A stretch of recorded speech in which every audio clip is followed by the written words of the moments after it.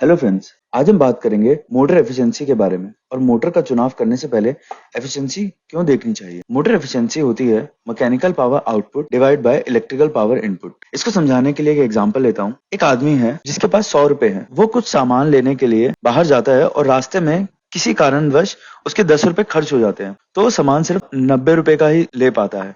तो जो उसकी एक्चुअली एफिशिएंसी है वो 90% निकली। और एफिशिएंसी को हमेशा परसेंटेज में लिखा जाता है। एफिशिएंसी का सिंबल ये बड़ा एन टाइप होता है और इसको हमेशा परसेंटेज में लिखा जाता है। आप इस डायग्राम में देख सकते हैं, एक मोटर है जिसका 100% लोड है और उसकी एफिशिएंसी है 88%। वहीं पे उसका 75% लोड है और उसकी एफिशिएंसी है 88.5%। 50% लोड पे उसकी एफिशिएंसी है 87.6%। और अगर ये लोड 25% से बिलो आता है तो एफिशिएंसी बहुत खराब हो जाती है। तो कभी भी हम जब मोटर का चुनाव करते हैं तो हम पहले लोड देखते हैं कि उसका लोड ना तो 100% होना चाहिए और ना ही उसका लोड 50% से कम होना चाहिए, 40% से कम होना चाहिए। लोड हमेशा 70 टू 80 के बीच में रहेगा तो उसकी एफिशिएंसी हमेशा ज्यादा आएगी। अब हम कभी किसी मोटर का चुनाव करते हैं तो हमें मोटर का चुनाव करने में कई बार एफिशिएंसी नहीं लिखी होती है और या तो हमें एफिशिएंसी नहीं पता होती है। तो हम एफिशिएंसी कैसे निकालेंगे वो मैं आपको एग्जांपल देके समझाता हूँ। हमारे पास दो मोटर है, दोनों मोटर की पावर 5.5 kW है। दोनों मोटर का वोल्टेज 415 वोल्टेज इनपुट है और जो एम्पेयर है एक मोटर का वो 10.6 एम्पेयर है और दूसरी मोटर का जो एम्पेयर है वो 11.2 एम्पेयर है। पावर फैक्टर दोनों का सेम है, 0.82 पावर फैक्टर। अब पहले वाले केस में 10.6 वाले के केस में अब एफिशिएंसी हुई पावर आउटपुट अपॉन में इनपुट मल्टीप्लाई बाय 100। पावर का फॉर्मूला है √3 VI cos थीटा। इस केस में जो हमारा पावर आया वो 6248 आया और जो एफिशिएंसी परसेंटेज आई वो 88% आई।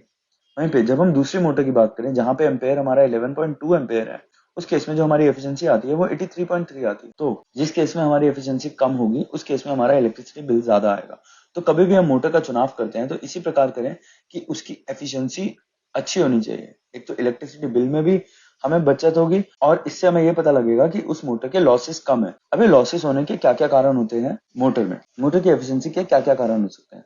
मोटर एफिशिएंसी मैन्युफैक्चरिंग एंड पे इस तरह से अच्छी होती है कि मैन्युफैक्चरर ने उसको कौन से मैग्नेटिक मटेरियल से बनाया है, कि उस मटेरियल की प्रॉपर्टी कितनी अच्छी है, उसमें कॉपर कितना अच्छा यूज किया गया है, मोटर का ठंडा होने के लिए फैन कितना सक्षम है और जो उसकी असेंबली है किस प्रकार से करेगी। तो इन चीजों से हमारी मोटर की एफिशिएंसी मैन्युफैक्चरिंग एंड पे ठीक रहती है। इसके बाद हमें मोटर को लगाते समय जिन चीजों का ध्यान रखना है वो ये है, पहला है रेटेड लोड, कि हमारा जो आउटपुट रेटेड लोड है वो कितना है। हमारा रेटेड लोड अगर 70 टू 80% के बीच में रहेगा इसका मतलब हमारी एफिशिएंसी बेस्ट रहेगी। 40% से कम होता है तो हमारी एफिशिएंसी खराब होती है और हम 100% पे भी नहीं रखते हैं क्योंकि इसमें भी हमारी efficiency as compare to 70 to 80% कम हो जाती है। और दूसरा है पावर फैक्टर। सिस्टम का पावर फैक्टर खराब होने से हमारे मोटर ज्यादा करंट लेगी और जो हमारी एफिशिएंसी है वो खराब हो जाएगी। तो हमेशा हमें पावर फैक्टर को मेंटेन रखना चाहिए। अगर हमारे सिस्टम का पावर फैक्टर खराब है तो हमें एपीएफसी पैनल का यूज करना चाहिए। इससे हमारे सिस्टम की पावर फैक्टर भी बढ़ेगा, हमारी इलेक्ट्रिसिटी बिल भी अच्छा होगा हम और हमारी मोटर की एफिशिएंसी भी इंप्रूव होगी। मोटर एफिशिएंसी से रिलेटेड अगर आपके पास कोई भी सवाल है तो आप कमेंट बॉक्स में पूछ सकते हैं। वीडियो देखने के लिए धन्यवाद।